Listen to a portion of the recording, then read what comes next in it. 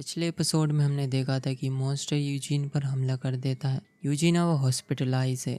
इसकी उम्मीद है कि वो जल्दी ठीक हो जाएगा। अब कहानी एक और मोड़ लेने वाली है। गोमेज एडम्स का मर्डर केस। 32 साल पहले उस तूफानी रात में क्या हुआ था? गोमेज एडम्स ने गैरेट गेट्स को क्यों मारा? वेडनेसडे सच का कैसे पता लगाती है, वो देखने लायक होगा। फिलहाल आज पेरेंट्स वीकेंड डे है। ज्यादातर स्टूडेंट्स के पेरेंट्स अपने बच्चों से मिलने आते हैं। वेडनेसडे के पेरेंट्स भी आए हैं। प्रिंसिपल वीम्स की स्पीच होती है जिसमें हमें ये भी पता चलता है कि यूजीन की हालत में सुधार है। थोड़ी देर बाद वेडनेसडे के पेरेंट्स प्रिंसिपल वीम्स से पर्सनली मिलते हैं और कुछ यादें ताज़ा करते हैं। फिर वो वेडनेसडे की थेरेपी टीचर से भी मिलते हैं।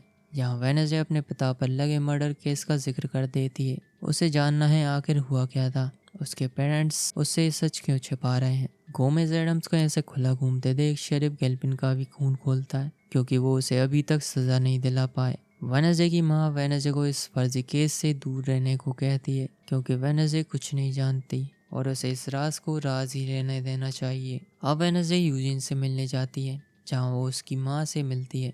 यूजिन जिंदा तो है लेकिन उसे अभी तक होश नहीं आया। दूसरी तरफ एक और खबर आती है। डॉक्टर अनवर ने गन से शूट करके अपना भेजा उड़ा दिया, सुसाइड कर ली। कैमरा भी कुछ रिकॉर्ड नहीं कर पाया क्योंकि उस पर च्युइंगम लगी थी।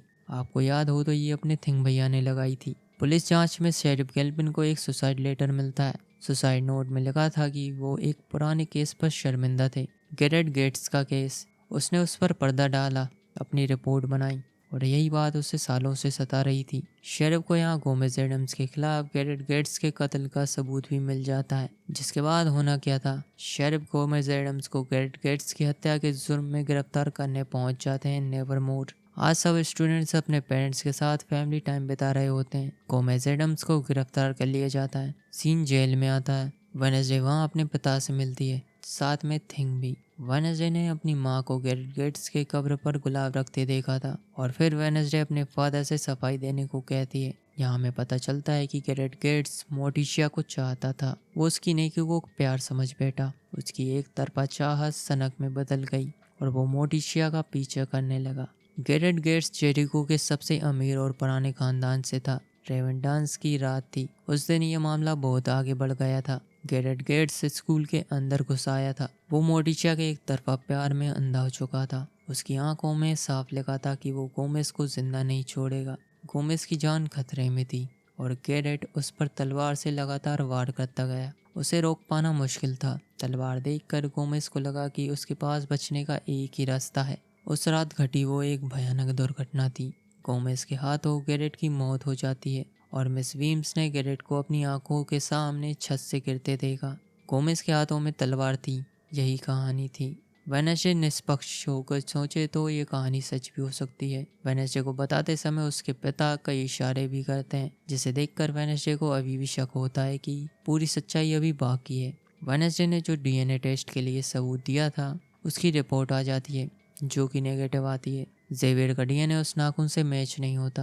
वेडनेसडे की जांच में कोई तो अड़चन डाल रहा है। कोई है जो उसे रोकना चाहता है। सबका ध्यान भटकाकर गैरेट की मौत का यूं अचानक से सबूत मिलना, उसके पिता का अरेस्ट होना, डॉक्टर अनवर की मौत होना, ये कोई इत्तेफाक नहीं हो सकता। डॉक्टर अनवर को भी उसी ने मारा होगा। अब वेडनेसडे अपनी माँ से सच पता करती है। उसके पिता ने गैरेट गेट्स को नहीं मारा था। उसकी माँ बताती है कि जब वो छत पर पहुंची तो गोमेज अपनी जिंदगी के लिए लड़ रहा था। उसने गैरेट को रोकना चाहा। उसे उसका चेहरा आज भी याद है। उसके मुंह से झाग निकल रहा था। उसकी आंखों में एक खूंखार जानवर जैसा जुनून था। मोटिशिया बहुत डर गई थी। उसने पैनिक में गैरेट को तलवार मार दी। उसके बाद उसे एहसास हुआ कि उसने क्या कर दिया, लेकिन गोमेज बिल्कुल भी नहीं घबराया और इल्जाम अपने सर ले लिया। वेडनेसडे को पूरी कहानी समझ आ जाती है। मुंह से झाग, फटी हुई आंखें और मानसिक भ्रम, ये सारे लक्षण किसी और चीज की तरफ इशारा कर रहे थे। इस बात से पर्दा उठाने के लिए वेडनेसडे गैरेट की कब्र खोदने लगती है।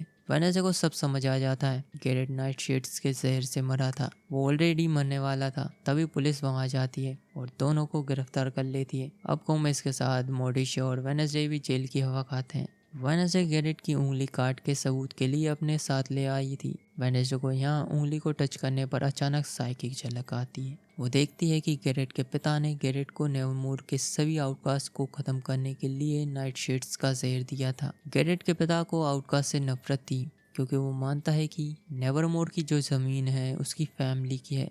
गोमेज से लड़ाई के दौरान नाइट शेड्स के जहर की शीशी उसी के जेब में टूट जाती है, जिससे उस जहर का असर उस पर दिखने लगता है। वेडनेसडे और उसकी माँ की बेल होने के बाद वो दोनों मेयर वॉकर से मिलने जाते हैं। इस केस में वो भी शामिल है। उस समय मेयर वॉकर शेरिफ थे और उन्होंने ही इस केस का सच दबाया, क्योंकि मेयर का काम था शांति बनाए रखना, और सच बाहर आता तो जेरिको और नेवरमोर की इज्जत मिट्टी में मिल जाती। लेकिन असलियत तो ये है कि गैरेट के फादर मेयर के अच्छे दोस्त थे। उनके कहने पर ही मेयर ने डॉक्टर अनवर से गैरेट की नकली पोस्टमार्टम रिपोर्ट बनवाई, ताकि ये केस कभी आगे ना बढ़े और सच्चाई बाहर ना आ पाए, जिससे गैरेट फैमिली का नाम न बदनाम हो। इसलिए तो आज भी शेरिफ गैल्पिन गोमेज एडम्स को सजा नहीं दिला पाए थे। मेयर की बोलती बंद हो चुकी थी। इस बात का फायदा उठा के वेडनेसडे अपने पिता को जेल से बरी करवा लेती है। वेडनेसडे यहाँ पहली बार अपनी साइकिक झलक का जिक्र अपनी माँ से करती है। कभी कभी किसी के हाथ लगाते ही बीते हुए या आने वाले कल की हिंसक झलकियाँ दिखती है और वो उन्हें कंट्रोल नहीं कर पाती। उसकी माँ बताती है कि हमारी साइकिक शक्ति हमारे मूल स्वभाव पर निर्भर करती है। वेडनेसडे की शक्ति किस प्रकार की होगी?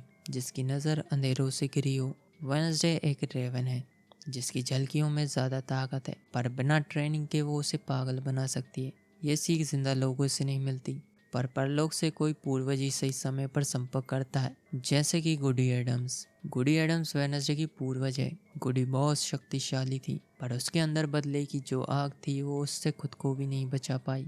इसी के साथ फैमिली वीकेंड डे पूरा होता है। वेडनेसडे प्रिंसिपल वीम्स से मिलती है, क्योंकि वेडनेसडे को प्रिंसिपल वीम्स का बहरूपिया वाला सच पता चल जाता है। कुछ पुरानी फोटोज की मदद से प्रिंसिपल वीम्स नेवरमोर के लिए इस राज को दफना चुकी थी, लेकिन वेडनेसडे की नज़र ज़्यादा ही तेज है। तभी बाहर से कुछ आवाज़ आने लगती है। बाहर का मंजर तो कुछ और ही था। आग की लपटों से एक अलग ही मंजर दिख रहा था। ग्राउंड में लिखा था फायर विल रेन, आग बरसेगी। मुसीबतें अब और भी भयानक रूप लेने वाली है, तो कहानी में बने रहना।